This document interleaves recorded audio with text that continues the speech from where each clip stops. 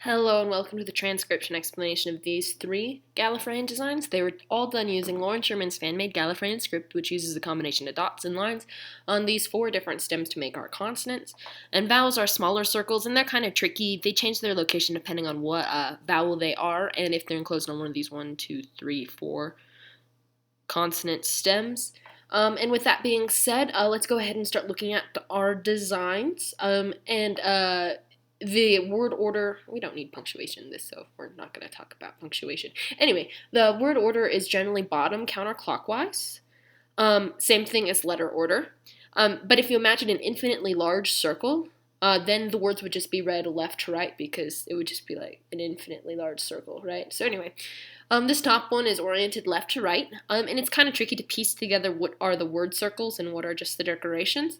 So let's go ahead and start looking at this design. So here is our first word right here. Here's the bottom of it. This is our first letter. It's a little circle, so it's a vowel. And if this is our word circle line, A's are the only thing outside, so outside, inside. A's are outside the word circle line, and we can double check that here. So this is an A by itself. So A, continuing on, here's our next letter. And on it, there's 1, 2, 3 lines. So yeah, these lines, they can cross over, be curved, pass over, whatever, but they count when they end. So notice this line counts when it ends here, but not when it passes through here. So just 1, 2, 3 lines. So that's an S, continuing around. Here's our next stem, and this is a vowel consonant team. You always read the consonant first before the vowel. So let's look at this consonant.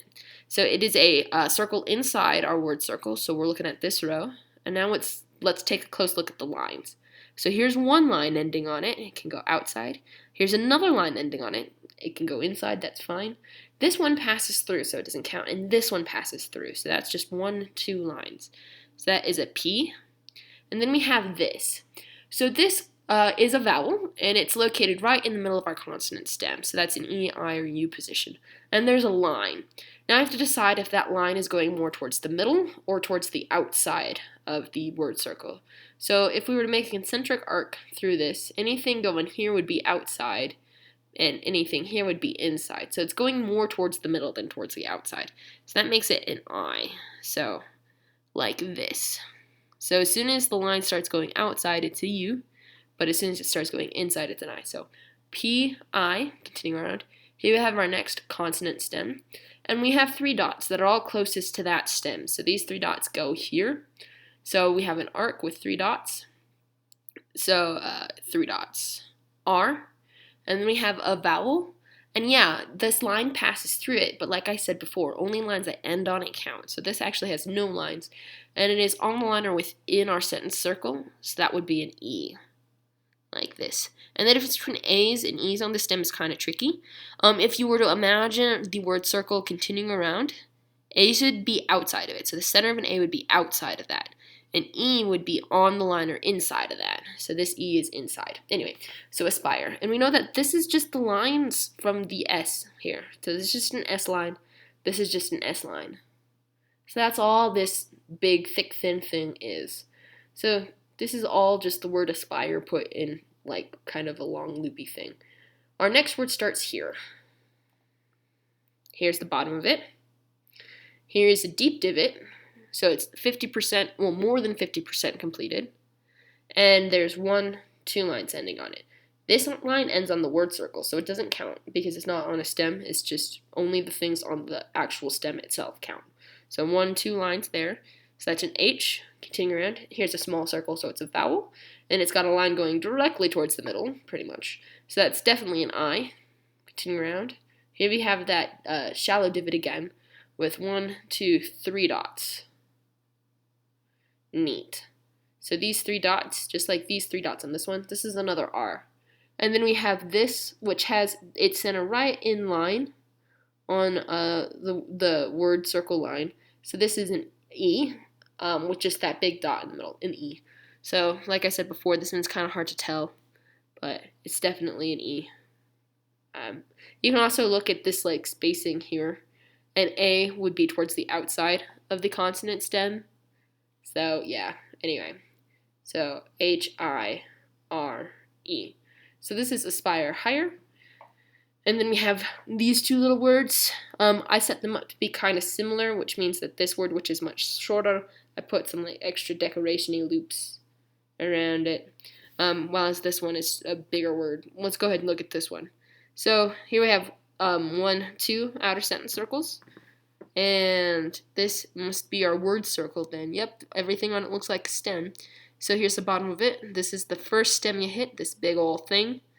And it is a circle inside our word circle. So like this. Now let's be careful and count up our lines. 1 line, 2 line, doesn't count, passes through. This is a vowel, doesn't count for lines. 3, doesn't count, passes through. So 1, 2, 3 lines. So that is an M. And then we have this thing. Even though it's kind of big compared to like this stem, it's attached to this consonant.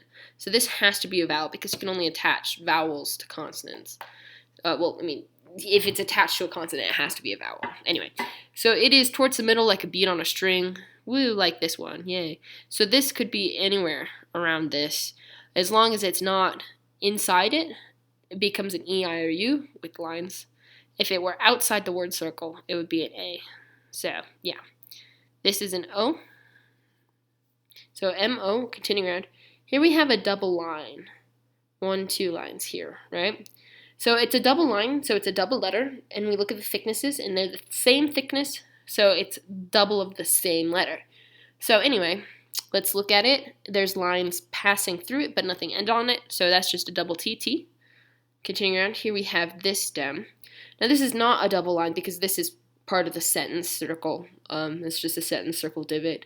Anyway, this here is our stem, and we have 1 line ending on it, 2 lines, 3 lines ending on it, and this one passes through. So that is an S. Continuing around, here's a deep divot, like this, with 1 line, 2 lines ending on it, passes through, doesn't count, 1, 2. So that's an H. We have another I, going towards the middle. Then we have a shallow divot, 3 dots, R with an E. Woot. So M-O-T-T-S-H-I-R-E. And then we have our last word here. So this is the sentence circle. These are just the lines from the S. Our word circle is this thing in the middle. So here's the bottom of it. Here's our first letter. It's an A, just like that. Then we have 1, 2, 3 lines on this shallow divot. So that's an S, just like 1, 2, 3 lines on this shallow divot. Continuing around, here's our deep, this is a circle inside the word circle here with 1, 2 lines, passes through, doesn't count. So just like this one with 2 lines. And we have an I with 1 line going towards the middle, just like that one. Continuing around, 1, 2, 3 divots, R, just like that one. And we have an E, just like that. So this is another aspire. Woo!